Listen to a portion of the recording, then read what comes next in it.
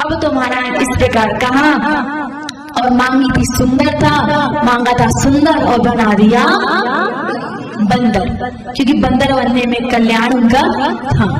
यहाँ सर्वांग तो विष्णु भगवान के जैसा था, लेकिन मुखाकृति बना दी बानर के समान। लेकिन देखिए भगवान अपने भक्त को सुधारना चाहते हैं, बेइज्जती थोड़ी करवाना चाहते हैं। तो क्या किया, जितने भी लोग थे सबको तो नारद का ही मुख दिख रहा था, लेकिन उस कन्या को ही मात्र बानर का मुख आगे दिखेगा, क्योंकि भगवान चाहते हैं कि मेरे भक्त का कल्याण हो, ना कि उसका कोई अपमान हो। यह बानर की आकृति थी और नारद जी तो गर्भ में फूल के चले गए।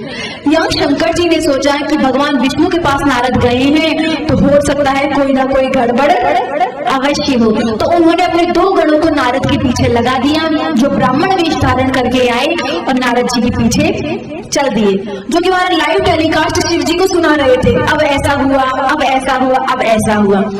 तो यहाँ दोनों गण नारद जी के दाईं और बाईं साइड जाकर बैठ गए। यहाँ नारद जी गर्भ में फूल कर बैठ गए कि अब तो कन्या आएगी और हमारा ही वरण करेगी। तब तो कहते हैं कि उस सभा में तमाम राजकुमार आए, तमाम देवता आए, तमाम ऋषि मुनि जितने भी हैं सारे के सारे उस सभा में विराजित हो गए। और कहते हैं भगवान विष्णु स्वयं बहुत सुंदर राजकुमार बना के उस सभा में विराजित हो गए। यहाँ जो विश्व मोहिनी कन्या है उसका प्रवेश हुआ। जैसे ही महाराज प्रवेश हुआ तो सबसे पहले तो महाराज ऋषियों की ओर दृष्टिपात किया और ऋषियों की ओर देखते हुए कहती है कि ऋषि मुनि तुम्हारा जंगलों में रहते हैं, हम रह नहीं पाएंगे। और ऋषियों में ये दुर्वासा ऋषि महान क्रोधी है, समय समय पर तो श्राप देते रहते हैं, तो हम ऋषियों के पास नहीं जाएंगे। फिर शंकर बाबा की ओर देखा महाराज तो कहा कि शंकर ठीक तो हैं, पर महाराज इनका जो वेश है ना वो अच्छा नहीं है, सुंदर है पर वेश इनका अच्छा नहीं है।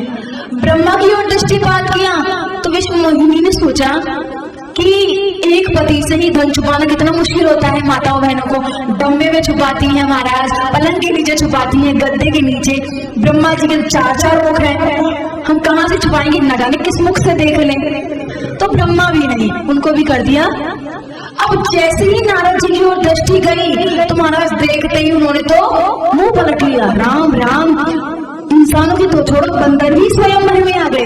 क्या इतनी आयु मेरी क्षीण हो रही थी कि पिताजी ने वानरों को भी निमंत्रण भेजा। अब तो महाराज कहते हैं सूत जी, जहाँ नारद जी बैठे थे ना, तेरी दिस देख वो कन्या ने उस दिशा में भूल कर भी नहीं देखा। नारद जी तो सोच रहे थे हमको देखेगी, देखती ही रह जाएगी, पर उस ओर तो देखा भी नहीं। क्यों नहीं देखा? तो उसके पीछे आध्यात्मिक भाव ये है, विश्व मोहिनी क्या है? विश्व मोहिनी है माया। और महाराज जिस पर भगवान की कृपा हो जाती है उसकी ओर तो माया भूल कर भी नहीं देखती। विश्व मोहिनी ने वहां देखा भी नहीं। अब तो नारद जी को नहीं देखा, भगवान विष्णु जो राजकुमार बन के आए थे, विश्व मोहिनी समझ गए कि भगवान विष्णु ही हैं। तो सोचा सुंदर है, स्वरूप भी सुंदर है, स्वभाव भी सुंदर है, पर एक कमी तो इनमें भी है। क्या कमी है? कि वो भगवान विष्णु नीचे मुंह करके बैठे थे, ऊपर देख ही नहीं रहे थे। तो कहा सबको देखो, राजकुमारों को कैसे टुकुर टुकुर देख रहे हैं मुझे, लेकिन इनको देखो मुझे देख ही नहीं रहे थे। लेकिन कहा कोई बात नहीं, ये दूषण नहीं भूषण ही है। जब मुझे ही नहीं देख रहे तो पर स्त्री को तो देखेंगे ही नहीं। तब तो क्या हुआ, मंगलम भगवान विष्णु मंगलम गरुड़ध्वजा मंगलम पुंडरीकाक्ष मंगलाय तनोहरि। उस विश्व मोहिनी ने भगवान विष्णु के कंठ में माला धारण की और दोनों राजकुमारी और राजकुमार चल दिए। नारद जी ने सोचा कोई बात नहीं, हमसे कोई भी सुंदर ज्यादा होगा। नारद जी ने नहीं समझा कि वो विष्णु भगवान थे। लेकिन जो दोनों रुद्रगण आए थे दोनों हंसने लगे, देखो देखो इनको विवाह करने आए थे, करवा ली बेइज्जती। सही बात है, इतने सुंदर दूल्हा से तो कौन शादी करेगा। इस प्रकार जब व्यंग बाण चलाने लगे, नारद जी ने कहा क्या कह रहे हो, मतलब क्या है? अरे महाराज थोड़ा मुख तो देखो अपना। जैसे ही वहां एक सरोवर था उसने अपना मुख देखा तो महाराज पश्य नारद रूपमहि कृष्णोरेव महोत्तमं मुखं तु वानरस्यैव विकटं च भयंकरम्। अपने बारह रूप को देखा, उस भयंकर रूप को देखा अब तो महाराज नारद जी आग बबूला हो गए। और गीता में गोविंद कहते हैं ध्यायतो विषयात् पुंसां संगस्ते सुपजायते संगात् संजायते कामात् क्रोधो विजायते क्रोधात् भवति सम्मोहात् स्मृति विभ्रमात् स्मृति भ्रंशात् बुद्धिनाशात् प्रणश्यति। कि जब हम किसी चीज का ध्यान करते हैं ना, ये मिल जाए, ये मिल जाए, ये मिल जाए, यदि वो मिल जाती है तो लोभ बढ़ता है, और नहीं मिलती है तो क्रोध बढ़ता है। और क्रोध का क्या होता है? क्रोध आता है तो बुद्धि खराब हो जाती है, हम कुछ भी बोलने लगते हैं। महाराज कहते हैं कि तूफान और क्रोध ये आते हैं ना, तब पता नहीं चलता, जब ये शांत होते हैं तब पता चलता है कि कितना नुकसान हो गया। क्रोध में तो हम कुछ भी कह देते हैं, तो शांत होते तो क्या कहते हैं, हमारा वो मतलब नहीं था, हमें बहुत गुस्सा आ गया था, वो मतलब नहीं था। लेकिन महाराज एक बार कोई बात बिगड़ गई तो बिगड़ गई। अब यहाँ बहुत आग बबूला हो गए, क्रोध में भर गए, और यह भी भूल गए कि मैं क्या कह रहा हूँ, किससे कह रहा हूँ। सबसे पहले तो महाराज बहुत क्रोध आया, और वो दोनों रुद्रगण थे, उनको श्राप दे दिया। युवा मम उपासं में चतुर्थो ब्राह्मणस्य ही भवेतां राक्षसो विप्र वीर्यजो वै तदाकृति। कि तुम दोनों ब्राह्मण होकर मुझ पे हंसी कर रहे हो, मेरी आकृति पे हंस रहे हो, मैं तुम्हें श्राप देता हूँ कि जाओ, तुम भी ब्राह्मण के वीर से ही उत्पन्न होगे, लेकिन तुम दोनों राक्षस होगे। उन दोनों को महाराज राक्षस होने का श्राप दे दिया। कितने जन्म के लिए? 3 जन्म के लिए महाराज राक्षस होने का श्राप दे दिया कि ब्राह्मण जाति में पैदा होकर भी तुम ब्राह्मण नहीं होगे, तुम राक्षस बनोगे। इस प्रकार श्राप दिया, और महाराज वही दोनों रावण कुंभकर्ण बने महाराज। और फिर कहते हैं शिशुपाल और दंतवक्र बने, और हिरण्याक्ष और हिरण्यकश्यपु बने, जिनकी कथा आगे के प्रसंगों में विस्तार से आई। अब इस प्रकार महाराज हंसने लगे। इतने में क्या किया, भगवान विष्णु मार्ग में ही उस राजकुमारी के साथ नारद के सामने चले गए, और महाराज विमोहिता मुनिर्दत्त्वा तयो शापं यथोचितं जले मुखं निरक्ष्याते स्वरूपं गिरिशिक्षया। उस राजकुमारी के साथ जब विष्णु भगवान को देखा, इतना क्रोध आया महाराज, इतना क्रोध आया नारद जी को कि नारद जी ने महाराज तमाम बातें सुना दी, और इतनी गालियां देने लगे, इतनी गालियां देने लगे विष्णु से, और कहा हे हरि तुम महादुष्ट कपटी विश्व विमोहना पर न सहंती मायावी मलिनाशन मोहनी रूप मादाय कपटं कृतवान् पुरा असुरे भोपायस्व वारुणी में व्रतम नहीं। कि हे हरि तुम महादुष्ट हो, तुमसे ज्यादा कपटी तो कोई हो ही नहीं सकता। दिखाने में तो ऐसा दिखाते हो कि बड़े भक्त वत्सल हो, लेकिन तुमसे ज्यादा कपटी कोई नहीं है। और कहा क्या क्या किया है तुमने, गिनाए तुम्हारा कबट, तो कहा पर उत्साह न सहंती, तुमसे मेरा विवाह देखा नहीं गया, इतनी तो शादियां कर रखी है तुमने। पहले तो 16,108 कृष्ण बन के, फिर लक्ष्मी मैया है, तुलसी मैया है, इतने विवाह, लेकिन फिर भी तुमसे मेरा उत्साह सहन नहीं हुआ कि तुम्हें विष्णु मोहिनी भी चाहिए थी। और कहा मोहनी रूप मादाया, बेचारे शंकर बाबा कितने सीधे साधे से, उनको मोहनी रूप महाराज बनकर उनको मोहित कर दिया, उनको पागल बना दिया अपने रूप में, और देवताओं और राक्षसों के बीच में अमृत मंथन कराया, कौस्तुभ बड़ी खुद ने ले ली, विष आया, बेचारे सीधे साधे से भोले बाबा को पिला दिया। और महाराज अच्छी अच्छी चीज खुद सटका लेती हो, और गंदी गंदी भोले बाबा को दे देते हो। राक्षसों को विष पिला दिए, वो महाराज मदिरा पिला दी, देवताओं को तुमने अमृत पिला दिया, सदैव तुम्हारा कपट व्यवहार ही होता रहता है। और कहाँ तक गिनाए तुम्हारा कपट महाराज, बेचारी गोपियां तुम्हारे प्रेम में पागल होती, उनको भी तुमने प्रेम में पागल बना दिया, और उनको भी तुम छोड़कर चले आए। बेचारी सूर्पनखा कितनी स्वरूपा बनकर आई थी, और प्रेम की याचना ही तो कर रही थी बेचारी, लेकिन तुमने उस स्वरूपा को भी कुरूपा बना दिया। और बेचारे बाली और सुग्रीव दोनों भाई भाई थे, अरे बंदरों को तो बहेलिया भी नहीं मारता, तुमने तो बेचारे तुम्हारे बाली को चुपकर मार दिया। और कहते हैं गति से कपटाती की प्रिया विष्णु विशेषता, साधु स्वभाव न भगवान स्वतंत्र प्रभुणागत। इसलिए तुम कुछ भी करते हो, क्यों? क्योंकि परम स्वतंत्र न सिर पर कोई, तुम स्वतंत्र हो, तुम्हारे ऊपर कोई नहीं है ना, अपनी मनमानी करते रहते हो, तुम्हें बड़े शक्तियां जो मिली हुई हैं। इस प्रकार अनर्गल श्राप दिया और अंत में महाराज श्राप देते देते कह डाला कि जैसे मैं आज नारी के दुख में दुखी हो रहा हूँ, ऐसे तुम्हें भी नारी के दुख में दुखी होना पड़ेगा, पागल होकर वन वन भटकना पड़ेगा। और जैसे मेरी वानर की आकृति तुमने की है, उसी प्रकार वानर ही तुम्हारी सहायता करेंगे तुम्हारी नारी को ढूंढने में। श्राप जब दिया, क्रोध थोड़ा शांत हुआ, तब भगवान ने अपनी माया को खींचा। तब ना राजकुमारी थी, ना वहां पे नगर था, ना शील निधि था, वहां पर कोई भी नहीं था। अब महाराज भगवान विष्णु ने कहा यहाँ ऑपरेशन अब समाप्त हुआ। ऑपरेशन जब समाप्त हो जाता है तो मरीज को महाराज ऑपरेशन थिएटर से बाहर ले आते हैं। तो कहा अब आप का इलाज हो गया है।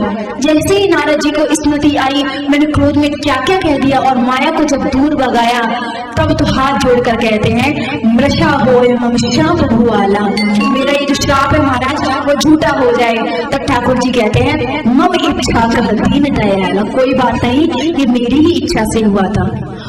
तब नारद जी ने कहा प्रभु मेरे पापों का नाश कैसे होगा? तो कहा तुमने हमारा तो कोई पाप किया ही नहीं, हमारा पाप तो तुमसे बना ही नहीं। तुमसे यदि कोई पाप बना है तो वो बना है महत पुरुष की अवज्ञा का, शिव जी की बातों को टालने का। शिव ने तुम्हें बहुत कहा लेकिन तुमने शिव जी की नहीं मानी, तो शिव जी की बात को टालने का पाप तुम्हें लगा है। इसलिए क्या करो, शतनाम शिवस्त्रोतम सदा नन्य मतिर जप यज पित्वा धृतम सर्वम तव पापम विनश्यति। भगवान शिव के 100 नाम लेते हुए महाराज शिव तीर्थों का भ्रमण करो और शिव जी का ही गायन करते करते शिव तीर्थों में भ्रमण करके गंगा में स्नान करो, तब जाकर ही तुम्हारे समस्त पापों का धुलेंगे। तब तो महाराज शिव जी से क्षमा मांगी। यहाँ नारद जी ने नारद जी को क्षमा किया भोले बाबा ने, और भोले बाबा ने कहा कोई बात नहीं, जो हो गया सो हो गया। इस प्रकार जो नारद को मोह हुआ था उसे दूर किया। तब दोनों जो रुद्रगण हैं वो दोनों आए कि महाराज कुछ लेना न देना, मगन रहना, हमारा कुछ लेना देना ही नहीं था, बीच में ही श्राप लग गया। तो का श्राप तो फलीभूत होगा, एक बार हमसे निकल गया तो निकल गया, लेकिन आशीर्वाद देते हैं कि तुम्हारा उद्धार करने के लिए स्वयं प्रभु ही पधारेंगे। इस प्रकार आशीर्वाद दिया और कहा अंतर्हिते हरौ विप्राम नारदो निसत्तमा विचचारे महिम पश्यन् शिवलिंगानि भक्ति। कि जाओ और जाकर महाराज जितने भी शिव तीर्थ हैं ढूंढ ढूंढ कर शिवलिंग का दर्शन करो, और दर्शन से ही तुम्हारे पापों का नाश होगा। क्योंकि गलती किससे बनी है? नेत्रों से बनी है। नेत्रों ने ही उस कन्या को देखा था और काम में पड़ गया था, इसलिए तुम्हारे पापों का प्रक्षालन भी नेत्रों से ही होगा। जाकर नेत्रों से शिवलिंग का दर्शन करो, जिस समस्त पाप तुम्हारे धुल जाएंगे। बोलिए शंकर भगवान की जय।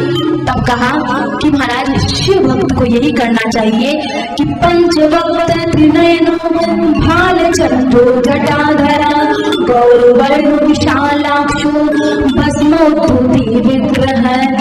कि शिव भक्त जो भी हो उसे जब भी एकांत मिले तब महाराज नेत्र बंद करके, जिनकी जटाएं हैं, जो गौर वर्ण के हैं, जिनके समस्त शरीर पर भस्म आदि का लेपन है, त्रिपुंड धारण किया हुआ है, ऐसे भोलेनाथ का सदैव ध्यान करता रहे। क्योंकि महाराज कह तो देते हैं शाम सपनों में आता, क्यों नहीं? इसलिए नहीं आता क्योंकि हम ध्यान नहीं करते। जिसका ध्यान करेंगे वही सपनों में आएगा। इसलिए जब भी समय मिले इस प्रकार भगवान शिव का ध्यान करते रहना चाहिए। और महाराज अंत में जाके कहा कि हम धर्म और अधर्म को नहीं जानते, इसका निर्णय कैसे हो कि धर्म क्या है और अधर्म क्या है? और कहते हैं जानामि धर्मं न च मे प्रवृत्ति, जानामि अधर्मं न चमे निवृत्ति त्वया महादेव वहति स्थितेन यथानुयुक्तोऽस्मि तथा करोमि। कि हम धर्म को जानते तो हैं कि महाराज दान पुण्य करना धर्म है, सत्य करना धर्म है, शास्त्रों का पालन करना धर्म है, लेकिन जाना भी धर्म न चमे प्रवृत्ति। हम धर्म को जानते हैं और उसमें प्रवृत्ति नहीं होती, पर जाना भी अधर्म न चमे निवृत्ति। हम अधर्म को भी जानते हैं लेकिन अधर्म से निवृत्ति नहीं होती, तो क्या करें? तो कहा कि यदि महादेव देवादिदेव महादेव के शिवलिंग का पूजन करोगे तो शीघ्र अतिशीघ्र आपके समस्त पाप धुल जाएंगे। महाराज कितना सस्ता सा सौदा है, एक जल का लोटा ही तो चढ़ाना है, ना तो उनको अलंकार चाहिए, ना उनको महंगे महंगे आभूषण चाहिए, कुछ नहीं चाहिए। क्या चाहिए? एक जल का लोटा। तो बस ये नियम लेकर जाएं कि घर में शिव जी हो या मंदिर में हो, नित्य प्रति एक जल का कलश तो हम शिव जी को प्रदान अवश्य करेंगे। बोलिए शंकर भगवान की जय। हर हर महादेव शंभू काशी विश्वनाथ वंदे।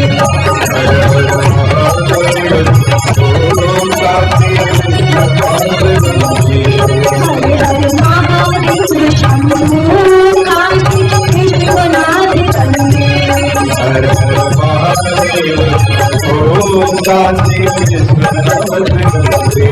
काशी विश्वनाथ गंगे माता पार्वती संगे।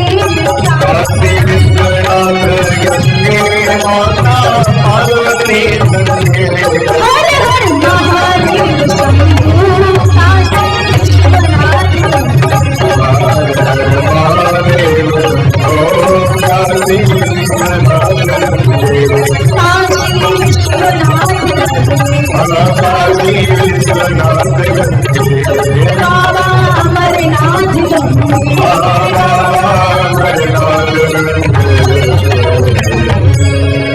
तो महाराज इस प्रकार जब षष्ठी प्रक्रिया बताई पूछी गई तो बताया कि महाराज जिन भोलेनाथ की माया ही ऐसी है तो सोचिए वो स्वयं कैसे होंगे। क्योंकि महाराज धन बड़ा होता है या धनवान? धनवान ही बड़ा होता है क्योंकि उसका धन है। इसी प्रकार जिसकी माया ही इतनी बलवती है तो माया जिसकी है, माया तो नौकरानी है, जिसके मालिक है वो कितने बड़े होंगे। अब तो महाराज इसके बाद में प्रश्न किया गया, हम ये पूछना चाहते हैं कि भगवान कैलाश को क्यों गए? भगवान कैलाश में निवास क्यों करते हैं? और भी बहुत से धाम है, वहां निवास क्यों नहीं करते? कैलाश में क्यों रहते हैं? कैलाश में जाने की आप कथा हमें बताइए। कदा कदा गतो हि कैलाशं शंकरो भक्तवत्सलः त्वया सखित्वं तस्य आसीत् कुबेर महात्मना। कि हमने सुना है कि कैलाश जो है ना वो कुबेर ने भगवान भोलेनाथ को प्रदान किया है, उपहार स्वरूप दिया है। क्या ये कथा सही है? तो महाराज ये बताइए कि महाराज ये कुबेर कौन थे और कुबेर ने कैलाश में जाने के लिए कहा तो भोलेनाथ चले क्यों गए? ये कथा हमें विस्तार से आप बताइए। तब कहते हैं सुनिए। आसीत कांपल्य नगरी सोमयाजि कुलोद्भव दीक्षितो यज्ञ दत्ताक्षु यज्ञ विद्या विशारद। कांपिल्य नगरी थी, उस कांपिल्य नगरी में एक बहुत ही कुलीन ब्राह्मण रहते थे जिनका नाम था यज्ञदत्त, जो महाराज सोम आदि कुल में उत्पन्न हुए थे, दीक्षित ब्राह्मण थे।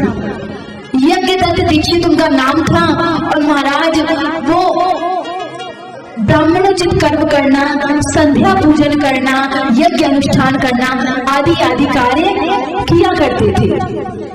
उनके यहाँ एक पुत्र का प्राकट्य हुआ जिसका नाम था गुणनिधि।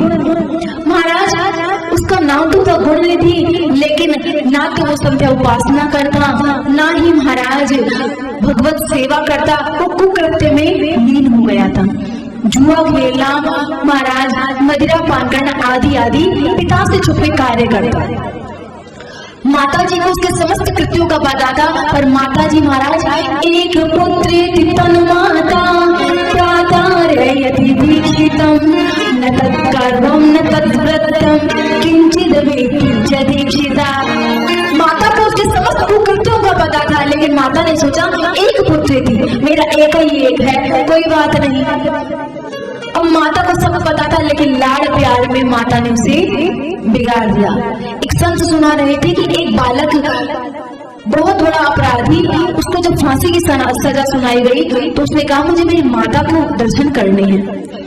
तब उसने बताया कि जब मैं सबसे पहले स्कूल से एक पेंसिल चुरा के लाया था और मैंने माँ को बताया देखो देखो पेंसिल चुरा के लाया, तब मेरी माता ने मुझे कुछ नहीं कहा। फिर मैंने पेन चुराया, फिर मैंने किसी का धन चुराया, माता ने कुछ नहीं कहा। और आज मैं इतना बड़ा चोर हो गया कि मैं फांसी पर चढ़ना चाह रहा हूँ। अब मुझे मेरी माँ के दर्शन करने हैं। उसकी माँ को बुलाया गया और महाराज उसने माँ को इतना कोसा कि जिस दिन मैं पेंसिल चुरा के लाया था शायद उसी समय मुझे टोक देती तो मैं इतना महाअपराधी नहीं बनता। मैं तो बालक था, मुझे तो सही गलत की पहचान नहीं थी, पर तुझे तो थी। उसे बहुत क्रोध आया और महाराज माँ को डांटते हुए फांसी पर अड़ गए। तो जो पुरुष वर्ग है वो तो महाराज व्यापार दुकान आदि में लगा रहता है, लेकिन बच्चों को संस्कार देने की जिम्मेदारी तो माताओं की ही होती है। कहते भी है ना कि बालक का प्रथम गुरु तो उसकी माता ही होती है। तो यहाँ उसकी माता ने सोचा एक ही पुत्र है, अभी कुछ कह दूंगी तो ऐसा ना हो घर छोड़ के चला जाए। माताओं बहनों को इस बात का बड़ा डर लगता है, ऐसा ना हो हमारा बेटा घर छोड़ के चला जाए। तो उसने अपने पतिदेव से उसके समस्त कुकृत्यों को छिपाए रखा। और कहते हैं कि एक बार की बात है कि उन ब्राह्मण देवताओं को हीरा की अंगूठी मिली। अब ब्राह्मणों को तो कुछ भी मिल जाता है महाराज दान में, हीरे की अंगूठी मिली तो उसने अपने पंडितानी को दे दी। एक दिन महाराज पंच पात्र सोने के बहुत सुंदर पात्र मिले 5, तो 5 आकर दे दिए। वो अपनी पत्नी को देता, पंडितानी को देता, पंडितानी उसके पुत्र को देती और पुत्र जुए में हार कर आ जाता। एक दिन की बात, वो यज्ञदत्त ब्राह्मण अपने समस्त कार्यों से निवृत्त होकर पूजा के लिए जा रहे थे। मार्ग में देखते हैं कि जो अंगूठी उन्हें उपहार में मिली थी वही अंगूठी एक जुआरी पहन रखा है। अब तो उस जुआरी से पूछते हैं पंडित जी कि ये अंगूठी कहाँ से आई? तो कहा कोई चुराई थोड़ी है, हमने जीती है ये अंगूठी। कहाँ से जीती? तो तुम्हारा बेटा आया था। हमारा बेटा और जुआ? अब तो महाराज तमाम बातों को बताया गया। आज ही नहीं, ये सोने की अंगूठी नहीं, ये सोने के पात्रों को देखो, ये हीरे से जड़ी साड़ी को देखो, तमाम जब चीजें बताई पंडित जी समझ गए ये सब तो हमारे ही घर का है। अब तो मुंह छिपाते हुए पंडित जी आए और अपनी पत्नी से कहा कि देवी मैंने तुम्हें वो सोने की अंगूठी दी थी, जरा लाके देना। अब तो पंडितानी ने कहा वो तो मैं रख के भूल गई। तो कहा कोई बात नहीं देवी, तो मैंने तुम्हें वो सोने के पात्र दिए थे वो जरा लाना। अरे वो तो मैंने अब बंद कर दिए हैं, पेटी में रहे ऊपर, अब कौन उठाए। तब तुम्हारा तमाम क्रोध आया और इति श्रुत्वा त्रपाभार विनम्रतः अंधर महापतिव्रतामस्य पत्नीं प्रोवाच प्रातामतः। कि वो महापतिव्रता होकर भी अपने पुत्र मोह में उसने अपने पति से भी झूठ बोल दिया। तब तो महाराज ब्राह्मण को बहुत क्रोध आया और डांटते हुए कहा कि आज मैं अपने पुत्र गुणनिधि को तिलांजलि देता हूँ। तिल लिया, हाथ में जल लिया और कहा कि मैं जल लेकर कहता हूँ आज से मैंने अपने उस बेटे को त्याग दिया और उसे धक्के मार के घर से निकाल दिया। चूंकि गुणनिधि महाराज जुआ आदि खेलता था, कुछ गुण था नहीं, तो भूखन मरने लगा और किसी ने भी उसे सहारा नहीं दिया। एक दिन की बात महाराज की शिवरात्रि का दिन था। भूख से उसे पूरे 7 दिन बीत गए थे। शिवरात्रि का दिन, और आप जानते हैं शिवरात्रि में हम कुछ ना कुछ शिव जी को चढ़ाते हैं। शिव जी को रात चढ़ाया गया, उसने रात्रि होने का इंतजार किया। जब समस्त भक्तगण चले गए तो उसने जाकर शिव जी के यहाँ, महाराज इतना अंधेरा डला हुआ था, उजाला कुछ नहीं था, अपनी तौलिया थी, तौलिया को निकाला। चूंकि धूम्रपान करता था तो महाराज माचिस भी थी, वहीं पे पास में घी पड़ा था, अपनी तौलिया को घी में डोबा, माचिस की तीली लगाई और पूरे शिवालय में प्रकाश हो गया।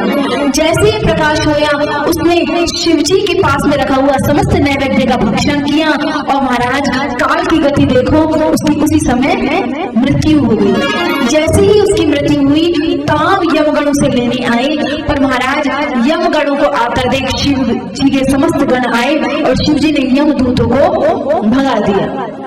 यमगणों को बहुत क्रोध आया, लेकिन चूंकि पहले ही यमराज ने समझा दिया है कि जो भगवान का एक बार भी पूजा या सेवा कर दे उससे हाथ मत लगाना। और इसने तुम्हारा शिवरात्रि के दिन भगवान के शिवालय में प्रकाश किया था, तब तो प्रकाश के स्वरूप वो शिवलोक को चला गया। और अगले जन्म में कहते हैं कलिंग राजो भविता ततो निर्धूप कल्मषा एष द्विजवरो शिव प्रिय करो यतः।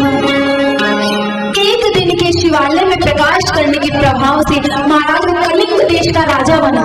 कलिंग हमारा दक्षिण में है, कलिंग देश का राजा बना, लेकिन भगवत प्रेरणा से उसे स्मृति बनी रही और उसने महाराज सोचा कि मैंने एक दिन प्रकाश किया तो ये फल है, तो उसने अपने तमाम प्रजा में घोषणा कर दी और आदेश दे दिया कि प्रत्येक घर से सुबह और शाम को शिवालय में दीपक जरूर जाएगा।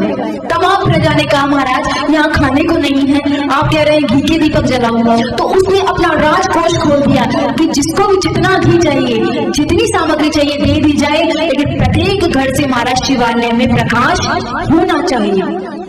और कहते हैं कि जैसे किसी को व्यसन लग जाता है, गंदी लत लग जाती है ना, ऐसे ही महाराज वो कलिंग देश के राजा को एक लत थी, क्या? शिवालय में प्रकाश करने की, दीप दान करने की। इतना बड़ा व्यसन हो गया महाराज कि उस नगर के प्रत्येक शिवालय में कभी अंधकार ही नहीं होता था। और जब कलिंग देश के राजा का प्राणांत हुआ तो वही महाराज अगले जन्म में कुबेर बना और भगवान भोलेनाथ ने उसे अलकापुरी प्रदान कर दी। बोलिए शंकर भगवान की। सदीप वासना योगात् बहुं दीपान् प्रदीप्य वै अलकाया पतिर्भूत रत्न दीपाशिखाश्रयः।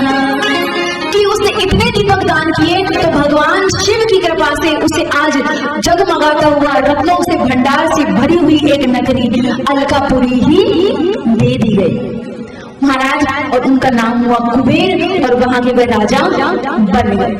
तो भगवान को थोड़ा देकर देखिए, भगवान आपको बदले में 100 गुना करके देगा। यहाँ महाराज हम यदि ये सोचते रहे पता नहीं भगवान देंगे या नहीं देंगे, तो इसके लिए इतिहास इसीलिए बना गया है। कथाएं यही बताती हैं ऐसा उन्होंने किया था तो उनको इतना मिला, आप भी करके देख लो और आपको भी मिलेगा। तब कुबेर ने महाराज उग्र तपस्या की और एक पर्वत पर तपस्या करने के स्वरूप भगवान भोलेनाथ की हजारों वर्ष तक तपस्या के फलस्वरूप भोलेनाथ प्रकट हुए। तब कुबेर ने कहा महाराज आपने मुझे कुछ दिया तो मैं भी आपको कुछ देना चाहता हूँ, दीजिए। महाराज ये पर्वत है, यहाँ मैंने बहुत तपस्या की है, तो मैं ये पर्वत चाहता हूँ कि आप इसी में आकर विराजमान हो जाए। तो कहते हैं पाद्मे कल्पे मम पुरा ब्राह्मणो मानसा सुताद तुलस्यादि शिवा यज्ञे तस्य वैष्णवश्चिता। वह महाराज कैलाश नाम का पर्वत अब कुबेर ने भगवान भोलेनाथ को दे दिया, उनको उपहार स्वरूप दे दिया और कहा यदि मेरी भक्ति सच्ची है तो आपसे यही प्रार्थना करता हूँ कि आप माता के साथ यहीं पधारे, यहीं विराजमान रहे और कोई भी भक्त आपका ध्यान करे तो कैलाश में विराजित ही करे। नारदं शृणु मे मुनि शिवागमनम् उत्तमम् कैलाशे पर्वत श्रेष्ठे कुबेरस्य तपोबलात्। तो वो जो कैलाश पर्वत है वो क्या है? वो कुबेर के तपोबल से समन्वित पर्वत है, जहाँ जाके भगवान भोलेनाथ पार्वती मैया के साथ विराजमान हो गए। यहाँ रुद्र संहिता का महाराज षष्ठी-खंड समाप्त हुआ और अब सती-खंड प्रारंभ हो रहा है। 2 बार भगवान नाम तत्पश्चात सती-खंड में प्रवेश। सीताराम सीताराम सीताराम गाए जा, राम जी के चरणों में लगाए जा। सीताराम सीताराम सीताराम गाए जा, राम जी के चरणों में लगाए जा। सीताराम सीताराम सीताराम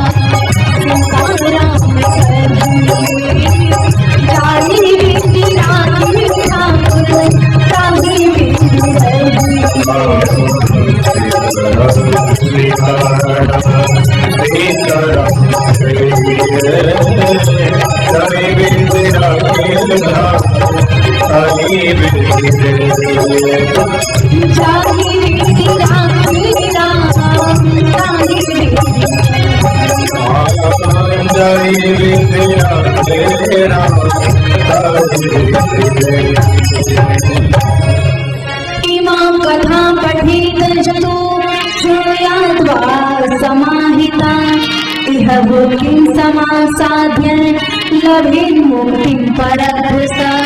जो भी इस कैलाश गमन की कथा को सुनता है और पढ़ता है तो कहते हैं उसकी अंतिम में महाराज शिवलोक गमन होता है और शिव जी के चरणों में उसकी प्रीति अवश्य बढ़ती है।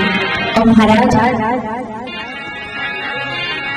देवादिदेव महादेव तो इतने सरल देवता हैं, इतने सरल देवता हैं कि आप सबने एक कथा सुनी होगी कि महाराज एक बार एक चोर तो शिवालय में प्रवेश कर गया और शिवालय में जाकर चारों ओर देखता है तो उसे कहीं पर भी कुछ दिखाई नहीं दिया। उसे कुछ दिखाई नहीं दिया तो भाग्य को कोसने लगा कि न जाने मैं भी कहाँ फंस गया, लगता है आज कुछ खाने को नहीं मिलेगा। अपने भाग्य को कोसने लगा क्योंकि महाराज यदि राधा गोविंद का मंदिर हो तो माला भी है, कड़े भी हैं, पायल भी हैं, मुकुट भी है, चोरी करने को बहुत कुछ है। लेकिन हमारे भोले बाबा पकड़ से महाराज उनके ना आगे ना पीछे कोई कुछ भी नहीं महाराज, सरल से वो देवता। और यदि कोई भोग भी चुराना चाहे तो उनका भोग भी क्या है, आग का चूरा, अब उसे चुरा के मरना थोड़ी है। तो महाराज इतने सरल देवता कि उन्हें किसी भी बात की आवश्यकता नहीं है। लेकिन आप देखना जितने भी शिव भक्त होंगे ना बड़े पैसे वाले होंगे, वो स्वयं तो महाराज शमशान में रहते हैं लेकिन जो अपनी भक्ति करता है उसे कोटिकार वाला बना देते हैं। खुद तो मुंडों की माला पहनते हैं लेकिन जो इनकी भक्ति करता है उसे 9 लाख का हार प्रदान करते हैं। महाराज खुद तो आग धतूरा खाते हैं लेकिन एक बार इनकी कोई भक्ति करता है, जो इनकी कथा सुनता है, उन्हें चकाचक माल पवाते हैं, जैसा कि आप देख ही रहे हैं। तो महाराज उस चोर ने चारों ओर देखा, कुछ नहीं दिखाई दिया। अब सोचा कि मेरा आना क्या व्यर्थ हो जाएगा। तो जैसे ही चारों ओर देखा कुछ नहीं दिखा, अंत में दिखा एक घंटा। आप सभी जानते हैं, बहुत प्रसिद्ध कथा है। घंटा दिखाई दिया तो उसने सोचा कि ना मामा से कानो मामा चोखो काई नहीं से काई तो महाराज कुछ नहीं से घंटा बेच बाज के कुछ चलेगा तो सही। अब महाराज घंटे की तरफ नजर तो गई, चुराने की इच्छा भी है, पर उतारे कैसे उसे, कहीं पे भी कुछ दिखाई नहीं दिया। तब तो महाराज उसने कहा कि भोले बाबा थोड़ी सी हेल्प करोगे, मेरी आज सीढ़ी बन जाओ आप। तब तो महाराज कुछ नहीं दिखाई दिया। उस चोर ने महाराज उस शिवलिंग पर खड़े होकर घंटे को उतारा। जैसे ही घंटे को उतारा तो देवाधिदेव महादेव वहां प्रकट हो गए और क्या कहते हैं, वरदान मांग ले, वरदान मांग ले। बेचारा चोर तो थर-थर कांप रहा है कि ना मैंने पूजा की, ना पाठ किया, ना अनुष्ठान किया, ना दान किया। तो कहा भोले बाबा ने कि देखो चावल, चंदन, पानी ये तो सब चढ़ाते हैं, पर तूने क्या किया, तूने तो अपना सर्वस्व, सबसे प्यारा होता है तो अपना तन ही तो होता है, तूने तो अपना तन ही मुझे चढ़ा दिया। और एक पद गाए उससे पहले एक छोटा सा दृष्टांत महाराज देखिए। हर घर में 2 वस्तुएं होती हैं, एक होती है छलनी और एक होता है सूप। होता है या नहीं? छलनी का काम क्या होता है, अच्छा आटा तो बाहर निकाल देना और गंदगी जो थोता होता है उसे अपने भीतर रख लेना। और एक सूप होता है, सूप का काम क्या होता है, गंदगी तो उड़ा देना और अच्छे गेहूं रख लेना। तो अब ये 2 उदाहरण आपके समान प्रस्तुत है महाराज कि आप अपने हृदय को छलनी बनाना चाहते हैं या सूप बनाना चाहते हैं, समाज की अच्छाई ग्रहण करना चाहते हैं या बुराई। क्योंकि महाराज ये सृष्टि कैसे बनी है, तो कहते हैं गुण दोषमय विश्व की करतार। देखिए जो शुद्ध सोना होता है ना उससे आभूषण नहीं बनते, आभूषण बनाने के लिए थोड़ी गंदगी तो उसमें मिलानी पड़ती है, थोड़ा टाका लगाना पड़ता है। उसी प्रकार सृष्टि का यदि निर्माण करना है तो ठाकुर जी को थोड़ा सा दोष इसमें मिलाना ही पड़ेगा। आप चाहे कि कोई परफेक्ट हो जाए, हम स्वयं है परफेक्ट नहीं है महाराज, हम खुद ही सर्वगुण लक्षित नहीं है, सामने वाले से क्यों अपेक्षा करते हैं। तो हम तो क्या करें, हम महाराज सूप की तरह समाज की अच्छाई को ग्रहण करें और बुराई को फेंकें। लेकिन हम करते क्या है, 199 अच्छाई को तो भूल जाते हैं, एक बुराई। मैं भूल नहीं सकती उसने मुझसे ऐसा कहा था, मैं भूलूंगा नहीं उसने मुझसे वैसा कहा था, जिंदगी में बात कर दूं तो नाम बदल देना मेरा। तो क्या करते हैं, तमाम अच्छाइयों को तो छलनी की तरह बाहर निकाल देते हैं, जो खोटा है गंदगी है वो अपने भीतर रख लेते हैं। और आप सभी जानते हैं गंदगी कहाँ फेंकी जाती है, कचरा पात्र में, और कचरा पात्र में तो कोई पास में जाना भी नहीं चाहता, बड़ी बदबू आती है। इसलिए हमारे हृदय को अच्छे से अच्छा हमारा सूप के जैसा बनाए और अच्छी अच्छी बातें ग्रहण करें और यही समझे कि मैं जानता हूँ उसको ऐसा कर तो नहीं सकता, परिस्थिति बन गई होगी इसलिए उसने सब बोल दिया, अरे ज्यादा गुस्सा था इसलिए कह दिया, मैं सब जानता हूँ बहुत अच्छा व्यक्ति है। तो दूसरों की अच्छाई हम ग्रहण करें। आज भोले बाबा ने महाराज हमारे सामने उदाहरण प्रस्तुत किया, उस चोर की महाराज चोरी की ओर दृष्टि ध्यान न देकर अच्छाई को ग्रहण किया कि भला बुरा कैसा भी है, इसने अपना सर्वस्व अपना तन मेरे ऊपर चढ़ाया, मैं तो तुझे वरदान दूंगा। और कहते हैं महाराज सारी जग का है वो रखवाला, सारी जग का है वो रखवाला, मेरा भोला है जग से निराला, मेरा भोला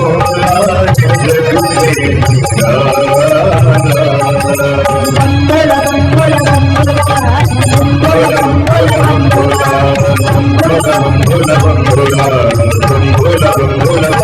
सारी जग का है वो रखवाला, सारी जग का है वो रखवाला, मेरा भोला है जग से निराला, मेरा भोला जग से निराला।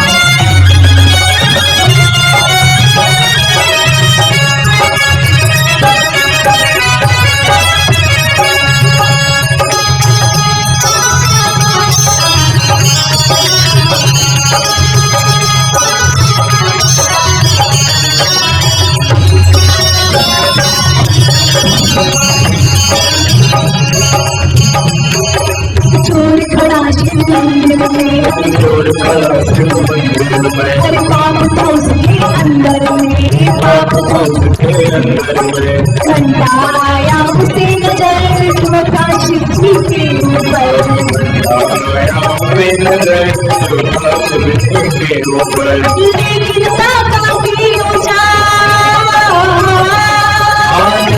धाका पे ऊंचा, उस तक वो कैसे पहुंचा, लेकिन धाका पे ऊंचा, उस तक वो कैसे पहुंचा, लालच में छत पर निकाला, मेरा भोला जग से निकाला।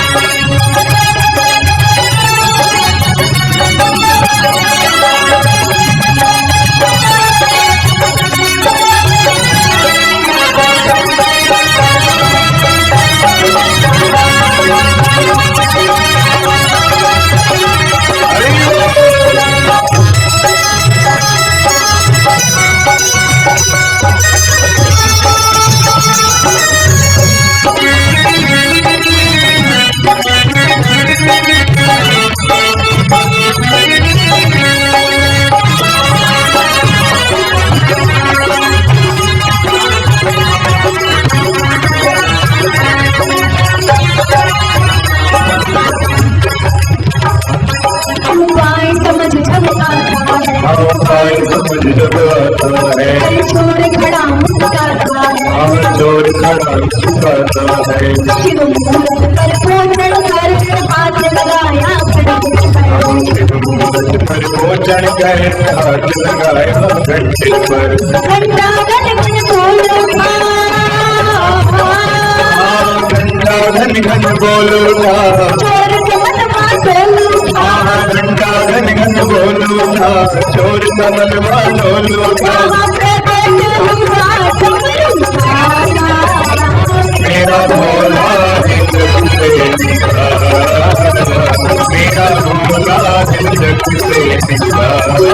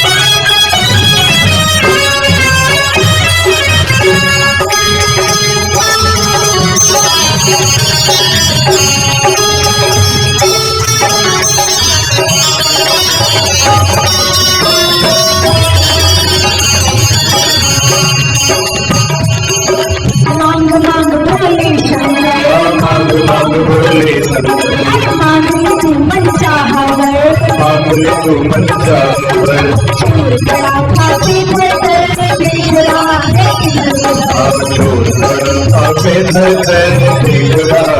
जरूर। मैं तो चोर हो सकता हूँ मैं तो चोर हो सकता हूँ झूठा कपटी सकता हूँ मैं तो चोर हो सकता हूँ झूठा कपटी सकता हूँ।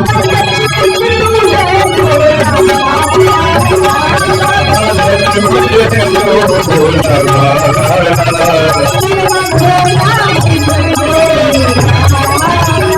मेरा भोला है जग से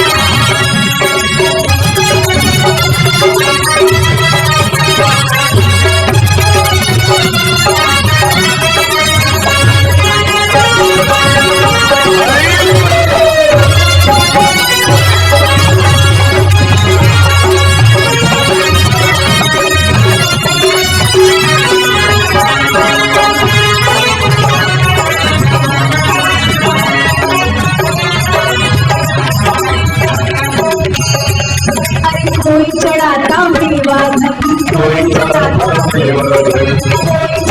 है चंदन ने तो अपना तन कर दिया है मुझको अर्पण। अपना तन कर दिया है मुझको अर्पण। मेरा चोर नहीं मेरा चोर नहीं मुझे कोई और नहीं मेरा चोर नहीं तुझे जैसा कोई और नहीं।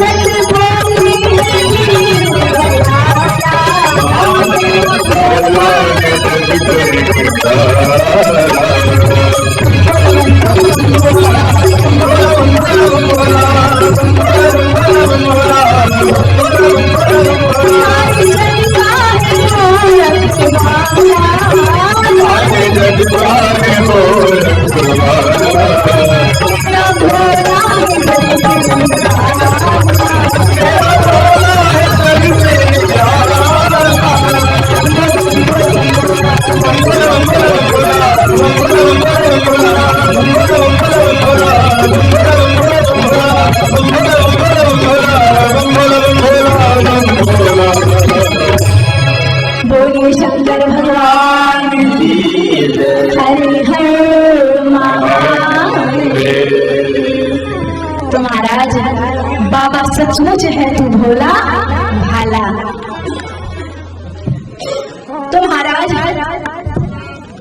नारद जी एक दिन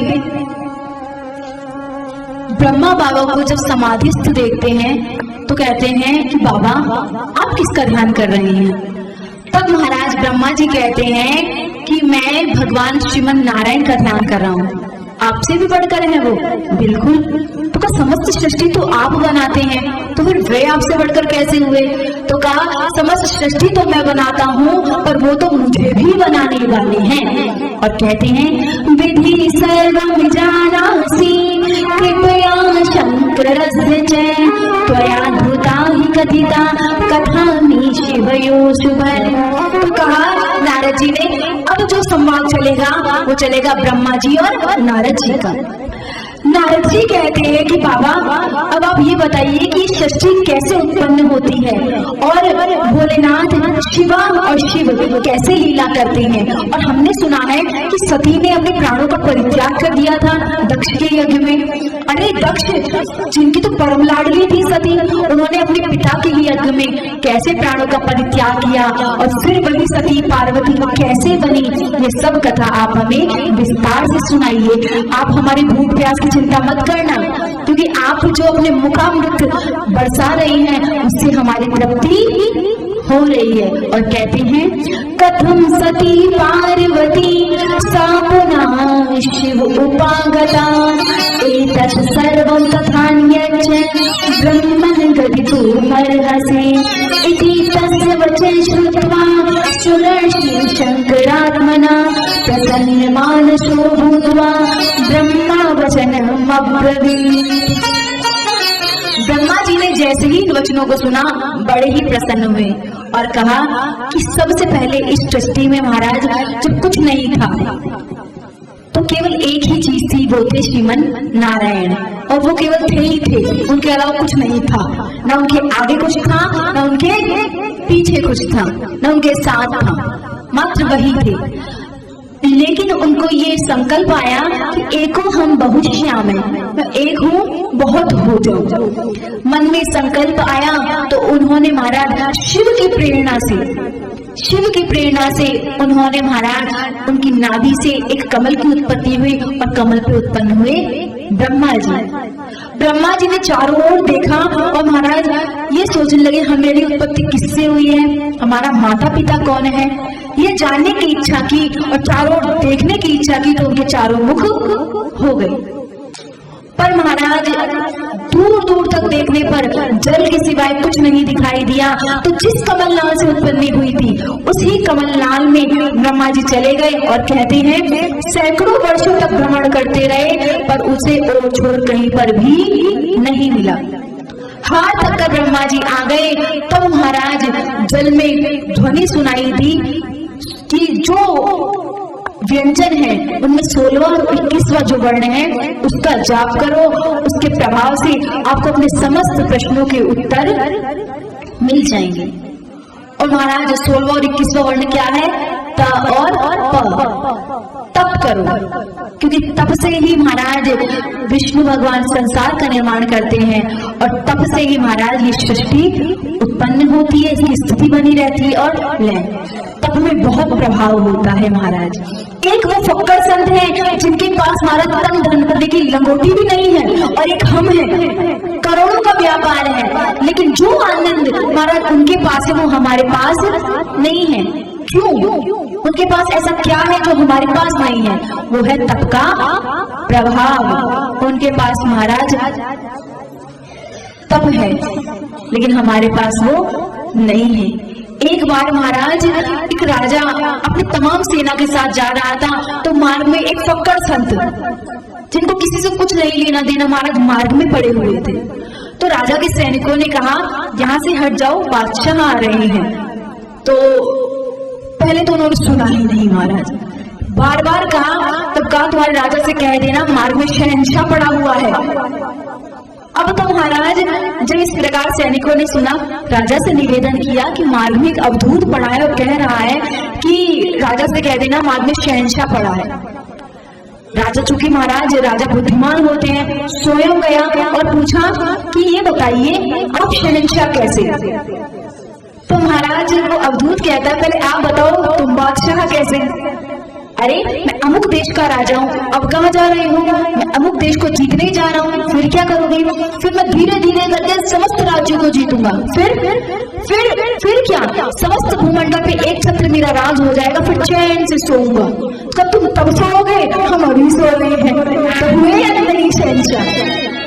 तो महाराज फक्कड़ संतों को कुछ नहीं चाहिए होता, बस लंगोटी और सोटी, इनसे ही उनको काम होता है। और फिर क्या? चारों दिशा जागीरी में, मन लाग्यो मारो राम फकीरी में।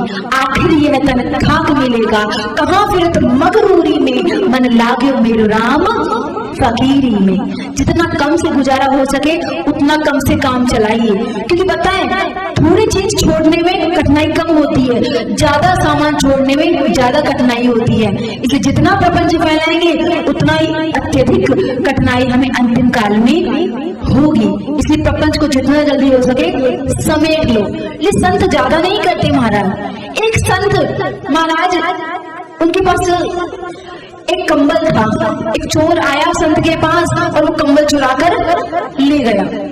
अब जैसे ही चोरी करके लेके गया तो संत चिल्लाने लगे, मेरा चोरी हो गया, मेरा चोरी हो गया। पुलिस वाले वहां से गुजर रहे थे, क्या चोरी हो गया? तो कहा मेरा एक तौलिया चोरी हो गया, मेरा एक तकिया चोरी हो गया, मेरा एक गद्दा चोरी हो गया, मेरा एक छत्ता चोरी हो गया, मेरा चद्दर चोरी हो गया, कंबल। अब महाराज पुलिस ने रिपोर्ट लिखी और बहुत छानबीन करी तो उस चोर को पकड़ लिया।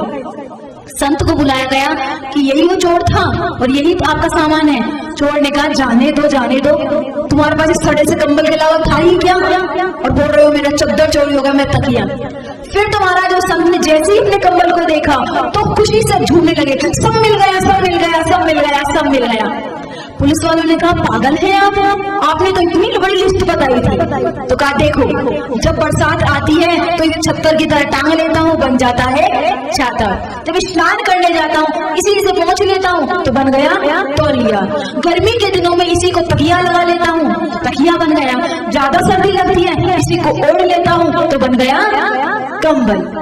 तो महाराज तो संत होते हैं जितने कम से काम चल सके उतने काम में गुजारा चलाते हैं, तो उन्हें छोड़ने में भी ज्यादा तकलीफ नहीं होती।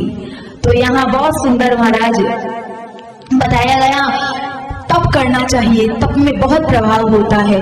देखना आप कुछ ऐसे व्यक्ति होते हैं जिनके पास बैठने पर ही बड़ा आनंद आता है, आपके पास आ जाते हैं ना तो आज दिन बन जाता है। कुछ लोग ऐसे होते हैं और कुछ महाराज सामने से आते दिख जाए, आज का तो दिन खराब जाएगा, इसका मुख दिख गया। तो क्यों? क्योंकि जो ऐसे हैं अवश्य वो सत्संग करते होंगे। सत्संगी के पास लोग बैठना चाहते हैं, उससे बात करना चाहते हैं, उन्हें छोड़ना नहीं चाहते और दुष्टों के पास जाना नहीं चाहते। इसलिए अपने आप को ऐसा बनाओ कि लोग आपसे मिलने के लिए, आपको सुनने के लिए तरसे। वो कब होगा? सिंपल सा फॉर्मूला, तब ही तो करना है। और तब भी क्या? बस भगवान नाम का जाप, नाम जपते चलो, काम करते चलो। देखिए समस्त वेदों को, शास्त्रों को पढ़ना तो बहुत कठिन है, पर महाराज समस्त वेदों शास्त्रों का जो सार है वो एक ही महाराज नाम में बता दिया गया है। वो क्या है? नाम जप। एक बार बहुत बड़ी सभा लगी, बड़े बड़े महाराज महामंडलेश्वर, मंडलेश्वर, बहुत बड़े बड़े संत पधारे। उसमें महाराज तुलसीदास जी को भी बुलाया गया। अब बड़े बड़े संतों ने बड़ी संस्कृत में भाषण दिया, क्योंकि संस्कृत के ज्ञाता तो तुलसीदास जी भी थे। अब सबने बड़े बड़े भाषण दिए, तुलसीदास जी को अंत में बोला गया अब आप भी कुछ बोलिए। तो तुलसीदास जी ने सोचा सब तो बोल ही दिया, मैं क्या बोलूं। अंत में कहते हैं कि तुलसीदास जी की तो एक ही बात समझ में आई है, क्या? लाखन की एक बात तुलसी बताते जाते, क्या? जीवन सुधारो चाहो राम नाम लीजिए। इतने प्रपंचों में पढ़ने की आवश्यकता ही नहीं है, ये लाखों ग्रंथों की एक ही बात है, मैंने जो समझी है निज अनुभव से। क्या वो अनुभव ये है? लाखन की एक बात तुलसी बताते जाते, यदि जीवन सुधारो चाहो राम नाम लीजिए।